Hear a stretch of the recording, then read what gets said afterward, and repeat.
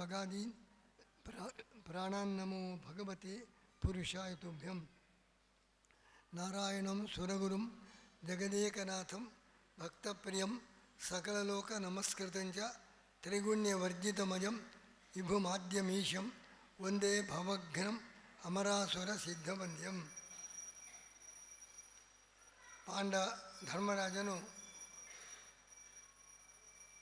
ಧರ್ಮರಾಜನಿಂದ ವಿಶೇಷವಾದ ಒಂದು ಅನುಗ್ರಹವನ್ನು ಪಡೆದ, ತಾನೇ ಆಗಿರುವ ತನ್ನ ಇನ್ನೊಂದು ರೂಪದಿಂದ ವಿಶೇಷವಾದ ಮೆಚ್ಚುಗೆಯನ್ನು ಪಡೆದ. ಆಮೇಲೆ ಅವರೆಲ್ಲ ಎಲ್ಲ ತಮ್ಮ ಜೊತೆಗೆ ಬಂದ ಜ್ಞಾನಿಗಳು ಅನುಸರಿಸಿಕೊಂಡು ಬಂದಿದ್ದಾರೆ. ಅವರನ್ನು ಬೀಳ್ಕೊಳ್ಳುವ ಕಾರ್ಯಕ್ರಮ, ಅವರೆಲ್ಲರ ಅನುಜ್ಞೆಯನ್ನು ಪಡೆದು 5-6 ಮಂದಿ ಮಾತ್ರ ಅಜ್ಞಾತವಾಸಕ್ಕೆ ಹೋಗಬೇಕು. ಇಷ್ಟವರೆಗೆ ಅವರ ಜೊತೆಗೆ ಅನೇಕ ಮಂದಿ ಎಲ್ಲ ಜ್ಞಾನಿಗಳು ಅನುಸರಿಸಿಕೊಂಡು ಬಂದಿದ್ದಾರೆ. ಅಂಥ ವಿದ್ವಾಂಸರು ಉಪೋಪವಿಷ್ಟಾ ವಿದ್ವಾಂಸ ಸಹಿತಾ ಸಂಶಿತವೃತ ಅತ್ಯಂತ ವೃತನಿಷ್ಠರು. ಪಾಂಡವರ ಮೇಲೆ ಅಭಿಮಾನಿಗಳಾಗಿ ಅವರ ಜೊತೆಗೆ ಈ ತದ್ಭಕ್ತಾ ವಸಂತಿ ಸ್ಮ ವನವಾಸೇ ತಪಸ್ವಿನಃ. ಪಾಂಡವರ ಜೊತೆಗೆ ಅವರನ್ನೇ ಅನುಸರಿಸಿಕೊಂಡು ಅವರ ಕಷ್ಟ ಸುಖಗಳಲ್ಲಿ ಸಹಭಾಗಿಗಳಾಗಿ ಅರಣ್ಯದಲ್ಲಿ ವಾಸ ಮಾಡಿದ್ದಾರೆ. ತಾನೊಬ್ಬರುವನು ಮಹಾತ್ಮನಃ, ಅವರೆಲ್ಲ ಕುಳಿತಿದ್ದಾರೆ. ಅವರನ್ನೆಲ್ಲ ಬೀಳ್ಕೊಟ್ಟು 6 ಮಂದಿ ಸ್ವತಂತ್ರವಾಗಿ ವನವಾಸಕ್ಕೆ ಹೋಗಬೇಕು, ಅಜ್ಞಾತವಾಸಕ್ಕೆ ಹೋಗಬೇಕು. ಆಗ ಅಭ್ಯನುಜ್ಞಾಪಯಿಷ್ಯಂತಹ ತಮ್ಮ ನಿವಾಸಂ ಧೃತವೃತ. ಅಜ್ಞಾತವಾಸಕ್ಕೆ ನಮಗೆ ತಾವೆಲ್ಲ ಅನುಜ್ಞೆ ಕೊಡಬೇಕು, ನಿರ್ವಿಘ್ನವಾಗಿ ನಡೆಯುವಂತೆ ನಾವೆಲ್ಲ ಪರಮಾತ್ಮನನ್ನು ಪ್ರಾರ್ಥನೆ ಮಾಡಬೇಕು ಅಂಥೇಳಿ ಧರ್ಮರಾಜನು ಅವರಲ್ಲಿ ನಮಗೆ ಬಹಳ ಕಷ್ಟಪಟ್ಟಿದ್ದೇವೆ, ವಂಚನೆಯಿಂದ ನಮ್ಮನ್ನು ರಾಜ್ಯಭ್ರಷ್ಟರನ್ನಾಗಿ ಮಾಡಿದ್ದಾರೆ. ವಿದಿತಂ ಭವತಾಂ ಸರ್ವಂ ಧೃತರಾಷ್ಟ್ರೈ ಯಥಾ ವಯಂ ಛದ್ಮನ ಕೃತರಾಜ್ಯಾಶ್ಚ ಅನಯಾಶ್ಚ ಬಹುಶಃ. ದುರ್ಯೋಧನಾದಿಗಳು ನಮಗೇನು ಅನ್ಯಾಯ ಮಾಡಿದ್ದಾರೆ, ಏನು ವಂಚನೆ ಮಾಡಿ ನಮ್ಮ ರಾಜ್ಯವನ್ನು ಅಪಹಾರ ಮಾಡಿದ್ದಾರೆ, ಇದೆಲ್ಲ ನಮಗೆ ಗೊತ್ತಿದೆ.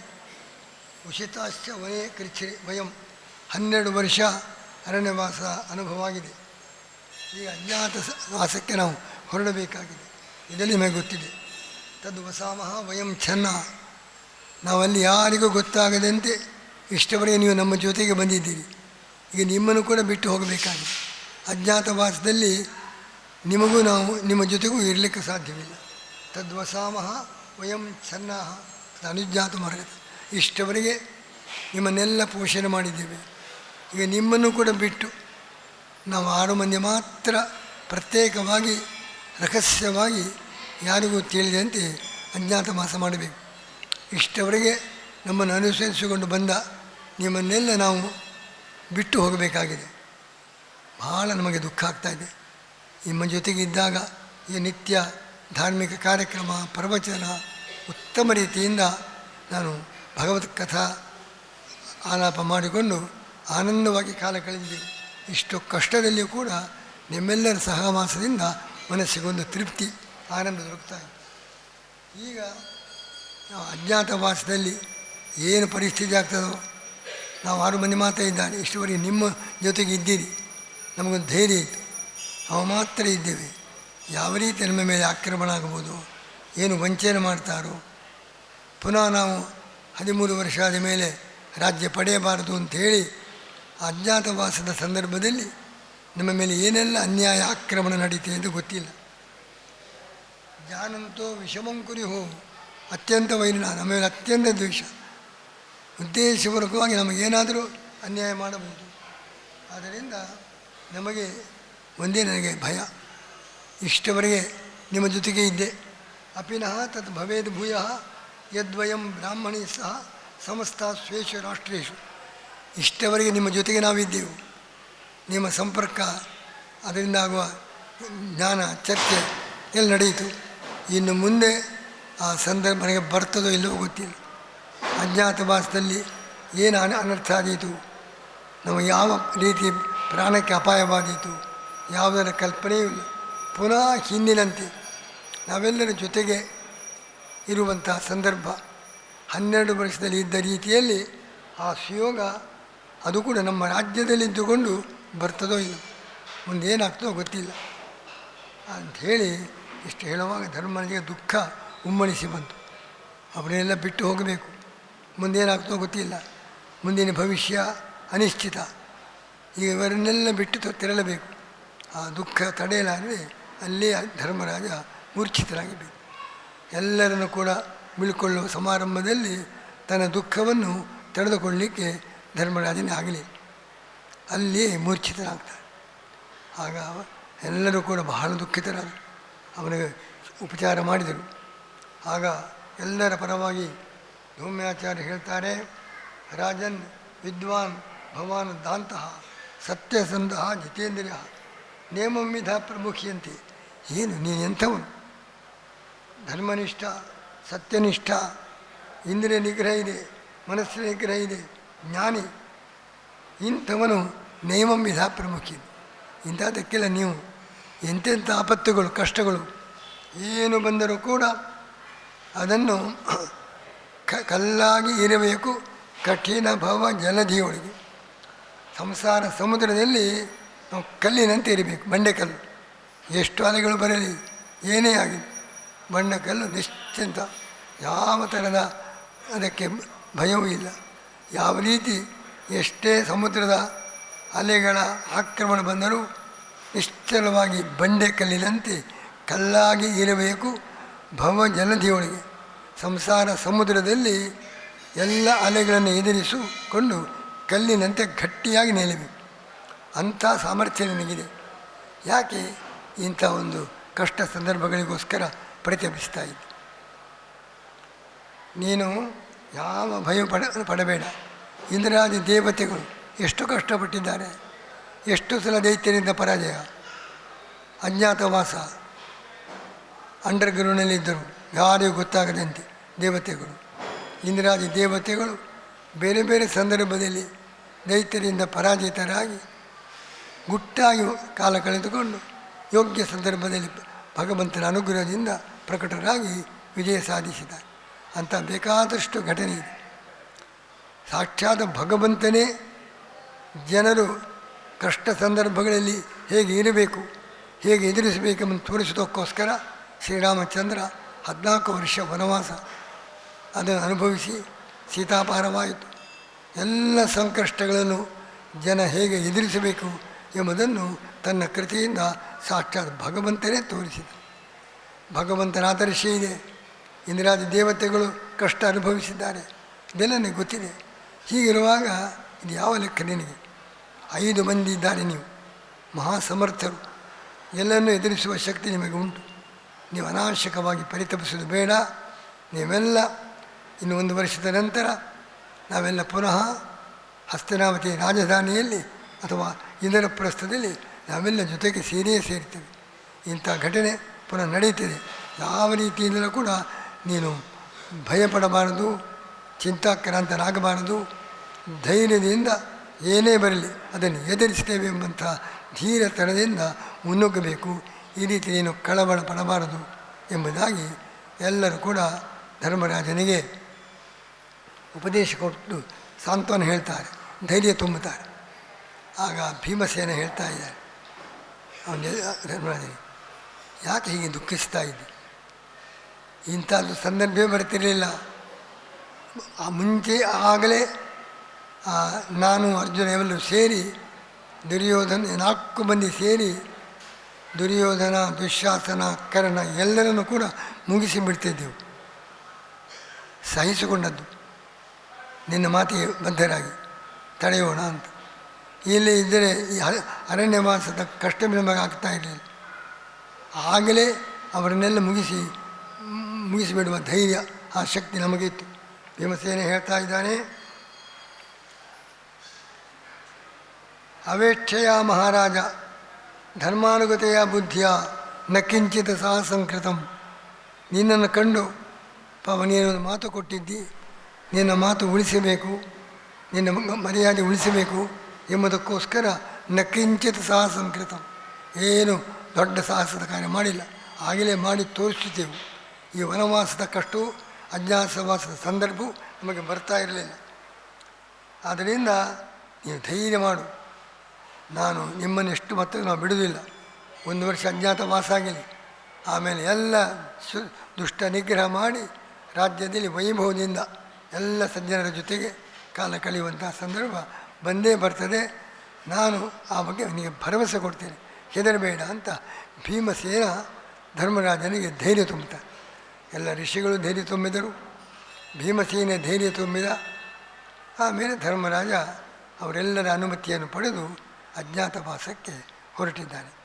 ಹೀಗೆ ಆ ಘಟನೆ, ಆ ಧರ್ಮರಾಜನಿಗೆ ಎಲ್ಲ ಘಟನೆಗಳಿಂದಾದ ಪಶ್ಚಾತ್ತಾಪ, ದುಃಖ, ಅದನ್ನೆಲ್ಲ ಈ ಸಜ್ಜನರಾದ ಈ ವಿದ್ವಾಂಸರು, ಜ್ಞಾನಿಗಳು ಸಮಾಧಾನ ಪಡಿಸಿ ಧೈರ್ಯ ತುಂಬಿಸ್ತಾರೆ. ಭೀಮಸೇನ ಭರವಸೆ ಕೊಡ್ತಾರೆ, ಯಾವ ಭಯವೂ ಇಲ್ಲ, ನಾನು ಆ ಕಾರ್ಯವನ್ನು ಖಂಡಿತ ನಾವು ಮಾಡಿ ತೋರಿಸ್ತೇವೆ ಎಂಬುದಾಗಿ ಧರ್ಮರಾಜನಿಗೆ ಧೈರ್ಯ ತುಂಬಿದರು. ಆಮೇಲೆ ಅವನು ಹೊರಡುವಾಗ ಮೊದಲು ದುರ್ಗಾ ದೇವಾಲಯಕ್ಕೆ ಹೋದರು. ದಾರಿಯಲ್ಲಿ ದುರ್ಗಾದೇವಿಯ ಪ್ರಾರ್ಥನೆ ಮಾಡಿ ಸ್ತೋತ್ರ ಮಾಡಿದರು. ನಮ್ಮ ಅಜ್ಞಾತವಾಸ ನಿರ್ವಿಘ್ನವಾಗಿ ಬರಲಿ. ವಾದರಾಜರು ದುರ್ಗಾದೇವಿಯನ್ನು ಸ್ತೋತ್ರ ಮಾಡ್ತಾರೆ. ದುರ್ಗಾ, ಇಲ್ಲಿ ಕೂಡ ದುರ್ಗಾ ಅಂದರೆ ದುರ್ಗಿ, ಕೋಟೆ ಇದ್ದ ಹಾಗೆ. ದುರ್ಗಾದೇವಿ ಒಂದು ಭದ್ರವಾದ ಕೋಟೆ. ಕೋಟೆಯ ಕೆಲಸ ಏನು? ಹೊರಗಿನಿಂದ ಶತ್ರುಗಳ ಆಕ್ರಮಣ ಆಗೋದಿಲ್ಲ. ಆ ಕೋಟೆಯ ಒಳಗಿದ್ದವರಿಗೆ ಧೈರ್ಯ ರಕ್ಷಣೆ. ಸತಾಂ ಆಶ್ರಯ ಭೂಮಿತ್ವಾದ ದುರ್ಗಾತ್ವಂ, ದುಷ್ಟರಿಂದ ಕೆಳಗೆ ಹೊರಗಿನವರಿಂದ ಆಕ್ರಮಣವಾಗದಂತೆ ತಡೆಯುತ್ತದೆ ಕೋಟೆ. ಒಳಗಿದ್ದವರಿಗೆ ಆಶ್ರಯ ಕೊಟ್ಟು ರಕ್ಷಣೆ ಮಾಡ್ತಾರೆ ದುರ್ಗಾದೇವಿ. ಹಾಗೆ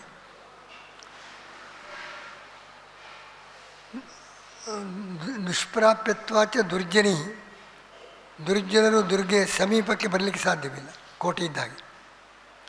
ಸತಾಂ ಅಭಯ ಭೂಮಿತ್ವಾದ, ಆ ಕೋಟೆಯ ಒಳಗಿದ್ದವರಿಗೆ ಅದು ರಕ್ಷಣೆ ಇದ್ದಂತೆ ಸಜ್ಜನರಿಗೆ ರಕ್ಷಣೆ. ದುರ್ಜನರು ಸಮೀಪಕ್ಕೆ ಬರಲಿಕ್ಕೆ ಸಾಧ್ಯವಿಲ್ಲ. ಆ ರೀತಿ ದುರ್ಗಾದೇವಿ ನಮಗೆಲ್ಲ ಭದ್ರವಾದ ಕೋಟೆ. ಅವಳ ಅನುಗ್ರಹ ಇದ್ದರೆ ಯಾವ ಶತ್ರುಗಳಿಂದ ನಮಗೆ ಹಾನಿಯಾಗುವುದಿಲ್ಲ, ನಿಶ್ಚಿಂತೆಯಾಗಿರ್ಬೋದು. ಅಂಥ ದುರ್ಗಾದೇವಿಯ ಪ್ರಾರ್ಥನೆ ಮಾಡಿ, ಅವಳ ಅನುಗ್ರಹ ಪಡೆದು ಪ್ರಾರ್ಥನೆ ಮಾಡಿ ಆ ಪಾಂಡವರು ಮುಂದೆ ಅಜ್ಞಾತವಾಸದ ಕಾರ್ಯಕ್ರಮವನ್ನು ಆರಂಭಿಸ್ತಾರೆ. ಮೊದಲು ದುರ್ಗಾದೇವಿ ನಮಸ್ಕಾರ. ದುರ್ಗಾದೇವಿನೇ ಯಾರು? ಇದರ ಬಗ್ಗೆ ಬಹಳ ಗೊಂದಲ ಇದೆ. ಅದೇ ನಮ್ಮ ಕರಾವಳಿಯಲ್ಲಿ ಅನೇಕರು ದುರ್ಗಾದೇವಿ ಎಂದರೆ ತ್ರಿಮೂರ್ತಿಗಳಿಗೆ ತಾಯಿ. ವಿಷ್ಣು, ಬ್ರಹ್ಮ, ವಿಷ್ಣು, ಮಹೇಶ್ವರ, ಮೂವರಿಗೆ ತಾಯಿ. ಆ ಮೂವರು ಕೂಡ ತ್ರಿಮೂರ್ತಿಗಳು ದುರ್ಗಾದೇವಿಯಿಂದ ಹುಟ್ಟಿದ್ದು. ಇಡೀ ಜಗತ್ತಿಗೆ ಅವಳೊಬ್ಬಳೇ ಮಾತೆ. ಎಲ್ಲ ವಿಷ್ಣುವು ಕೂಡ ಆ ದುರ್ಗಾದೇವಿಯ ಮಗ. ಅವಳ ಆಶ್ರಯ ಇವರಿಗೆ ಬೇಕು. ಕಷ್ಟ ಬಂದಾಗ ದುರ್ಗಾದೇವಿಯನ್ನೇ ಇವರು ಪ್ರಾರ್ಥಿಸುವುದು. ಹೀಗೆಲ್ಲ ಕಥೆ ಅನೇಕರಿಗೆ ಪ್ರಚಲಿತವಿದೆ. ಇವತ್ತಿನ ಯಕ್ಷಗಾನದ ಮುಖಾಂತರವೂ ಕೂಡ ಈ ಕಥೆಯೇ ಪ್ರಚಲಿತವಾಗಿದೆ. ಆದರೆ ಮಹಾಭಾರತ ಸ್ಪಷ್ಟವಾಗಿ ಹೇಳ್ತಾ ಇದೆ. ದುರ್ಗಾ ಅಂದರೆ ಏನು? ಯಶೋಧಾ ಗರ್ಭ ಸಂಭೂತ ನಾರಾಯಣ ವರಪ್ರಿಯ, ನಾರಾಯಣನ ಪತ್ನಿ. ದುರ್ಗಾ ಅಂದರೆ ಪರಮಾತ್ಮನ ತಾಯಿಯಲ್ಲ, ಪರಮಾತ್ಮನ ಪತ್ನಿ, ನಾರಾಯಣ ವರಪ್ರಿಯ ಎಂಬುದಾಗಿ ಸ್ಪಷ್ಟವಾಗಿ ಹೇಳಿದ್ದಾರೆ. ಭಾಗವತದಲ್ಲಿ ಕೂಡ ದುರ್ಗಾದೇವಿ ವರ್ಣನೆ ಮಾಡುವಾಗ ವಿಷ್ಣು ಮಾಯ, ವಿಷ್ಣುವಿನ ಅಧೀನವಾಗಿದ್ದ ದೇವಿ. ಅವಳಿ ಚಂಡಿಕಾ, ದುರ್ಗಾ, ಕಾಳಿ ಎಲ್ಲ ಹೆಸರು ಉಂಟು. ಆ ದುರ್ಗಾದೇವಿ ಅಂದರೆ ವಿಷ್ಣುವಿನ ಪತ್ನಿ. ಆ ವಿಷ್ಣುವಿನ ಪತ್ನಿಯೇ ವಿಷ್ಣುವಿನ ತಂಗಿಯಾಗಿ ಕೃಷ್ಣಾವತಾರದಲ್ಲಿ ಅವತರಿಸಿದ್ದಾಳೆ. ಅದು ದುರ್ಗಾದೇವಿ ಅಂದರೆ ಲಕ್ಷ್ಮೀದೇವಿ. ಪರಮಾತ್ಮನಿಗೆ ಲಕ್ಷ್ಮಿ 3 ರೂಪ: ಶ್ರೀದೇವಿ, ಭೂದೇವಿ, ದುರ್ಗಾದೇವಿ. 3 ಭಗವಂತನ 3 ಪತ್ನಿಯ ಲಕ್ಷ್ಮೀದೇವಿಯ 3 ರೂಪಗಳು. ಅದರಿಂದ ದುರ್ಗಾದೇವಿ ಪರಮಾತ್ಮನ ಪತ್ನಿಯಾಗಿ ಪರಮಾತ್ಮನ ಅಧೀನಲಾಗಿ ಅವಳು ಹೇಳ್ತಾ ಇದ್ದಾಳೆ, ಯಾರು ಬ್ರಹ್ಮ ಪಟ್ಟಕ್ಕೆ ಬರಬೇಕಾದರೆ ಅವರಿಗೆ ಬ್ರಹ್ಮ ಪಟ್ಟ ಕೊಡುವಳು ನಾನೇ, ರುದ್ರಪಟ್ಟ ಕೊಡುವಳು ನಾನೇ. ಅಹಂ ಉಗ್ರಂ ಕರೋಮಿ, ಬ್ರಹ್ಮದೇವರನ್ನು ಮಾಡಬಲ್ಲೆ, ರುದ್ರಪಟ್ಟ ಕೊಡಬಲ್ಲೆ, ನನ್ನ ಯಜಮಾನ ಮಾತ್ರ ಕ್ಷೀರ ಸಮುದ್ರಶಾಹಿಯಾದ ಭಗವಂತ. ಈಗ ದುರ್ಗಾದೇವಿ ಅಂದರೆ ಸಾಕ್ಷಾತ್ ಲಕ್ಷ್ಮಿ. ಇನ್ನು ಪಾರ್ವತಿ, ಅವಳನ್ನು ಕೂಡ ಕಾತ್ಯಾಯಿನಿ, ಅವಳನ್ನು ಕೂಡ ದುರ್ಗೆ ಅಂತ ಕರೆಯಬಹುದು. ಅದು ಇನ್ನೊಂದು ರೂಪ. ಲಕ್ಷ್ಮಿ ಅಲ್ಲ, ಅದು ಲಕ್ಷ್ಮಿ ಶಿವನ ಪತ್ನಿ, ಅವಳನ್ನು ದುರ್ಗಾ ಅಂತ ಕರೆಯಬಹುದು. ಕೊಲ್ಲೂರಲ್ಲಿರುವವಳು ಆ ದುರ್ಗೆ, ಶಿವದೇವರ ಪತ್ನಿ ಕಾತ್ಯಾಯಿನಿ. ಇಲ್ಲಿ ಪಾಂಡವರು ಪ್ರಾರ್ಥನೆ ಮಾಡಿದ್ದು ವಿಷ್ಣುವಿನ ಪತ್ನಿ ಲಕ್ಷ್ಮಿ ಹೊರತು ವಿಷ್ಣುವಿಗೂ ಕೂಡ ತಾಯಿಯಾಗಿ ಅವನಿಗಿಂತಲೂ ಮೇಲೆ ದುರ್ಗಾದೇವಿ ಎಂಬುದಾಗಿ ಎಷ್ಟು ಮಾತ್ರಕ್ಕೂ ಆ ರೀತಿ ನಾವು ಭಾವಿಸಬಾರದು. ಆ ಥರದ ತಪ್ಪು ಗ್ರಹಿಕೆ ಅನೇಕರಲ್ಲಿ ಉಂಟು. ಭಾಗವತ ಮತ್ತು ಮಹಾಭಾರತ ಇದನ್ನು ಕಂಡಾಗ ದುರ್ಗಾ ಅಂದರೆ ಪರಮಾತ್ಮನ ಪತ್ನಿ ಲಕ್ಷ್ಮೀದೇವಿ ಎಂಬುದು ಸ್ಪಷ್ಟವಾಗಿ ಹೇಳಿದ್ದಾರೆ. ನಮ್ಮ ಆಚಾರ್ಯರ ಸಿದ್ಧಾಂತದಲ್ಲಿ ಪರಮಾತ್ಮನ ಆರಾಧನೆ ಮಾಡಬೇಕು, ವಿಷ್ಣುವನ್ನು ಮಾತ್ರ ಅಂತ ನಿರ್ಬಂಧ ಇಲ್ಲ. ವಿಷ್ಣುವನ್ನು ಅಲ್ಲ, ಲಕ್ಷ್ಮೀದೇವಿ, ಬ್ರಹ್ಮದೇವರು, ರುದ್ರ, ಯಮ ಎಲ್ಲ ದೇವರು, ಗಣೇಶ, ಸುಬ್ರಹ್ಮಣ್ಯ ಎಲ್ಲ ದೇವರ ಪೂಜೆಗೆ ಅವಕಾಶ ಇದೆ.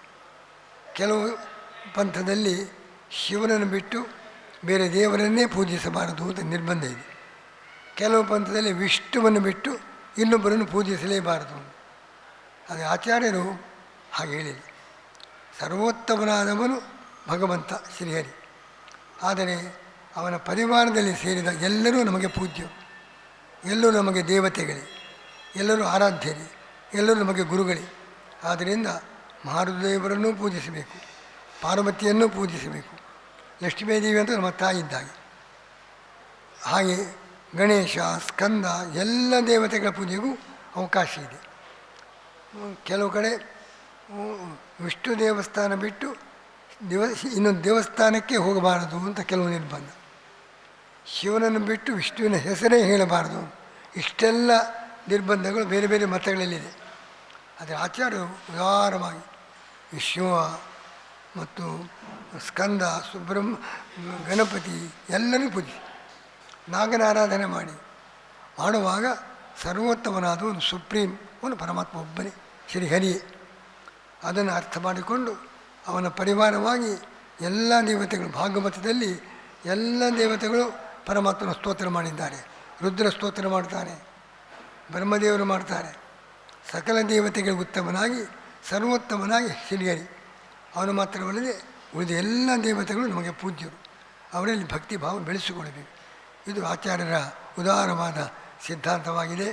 ಅದರಂತೆ ದುರ್ಗಾದೇವಿಯ ಪ್ರಾರ್ಥನೆ ಮಾಡಿ ಅವರು ವನವಾಸಕ್ಕೆ ತೆರಳಿದರು ಎಂಬಲಿಗೆ ಇವತ್ತಿನ ಪ್ರವಚನದ ಮುಂದೆ ಕೆಲವು ವಿಶೇಷ ಕಾರ್ಯಕ್ರಮ ಇದೆ. ಉತ್ಸವ ತೆಪ್ಪೋತ್ಸವ ಎಲ್ಲ ಇದೆ. ಅದಕ್ಕೋಸ್ಕರ ಇಷ್ಟು ಹೇಳಿ, ಇನ್ನು ನಾಳೆಯೂ ಕೂಡ ಇಲ್ಲಿ ಉಪನ್ಯಾಸ, ಆಮೇಲೆ 3 ದಿವಸ ಸಂಸ್ಕೃತ ಸಮ್ಮೇಳನದ ಪ್ರಯುಕ್ತ ನಾಳೆಯ ನಂತರ 6, 7, 8 3 ದಿವಸ ಉಪನ್ಯಾಸ ಇಲ್ಲ. ಮಹಾಭಾರತ, ರಾಮಾಯಣ ಪ್ರವಚನ ನಾಳೆ ಒಂದು ದಿವಸ ಇದೆ. ಮತ್ತು 3 ದಿವಸ ಪ್ರವಚನ ಇಲ್ಲ. ಸಂಸ್ಕೃತ ಸಮ್ಮೇಳನ ಕಾರ್ಯಕ್ರಮ ನಡೆಯಲಿದೆ 6, 7, 8. 9ರಿಂದ ಯಥಾ ಪ್ರಕಾರ ರಾಜಾಂಗಣದಲ್ಲಿ ಪ್ರವಚನ ಮುಂದುವರಿಯಲಿದೆ.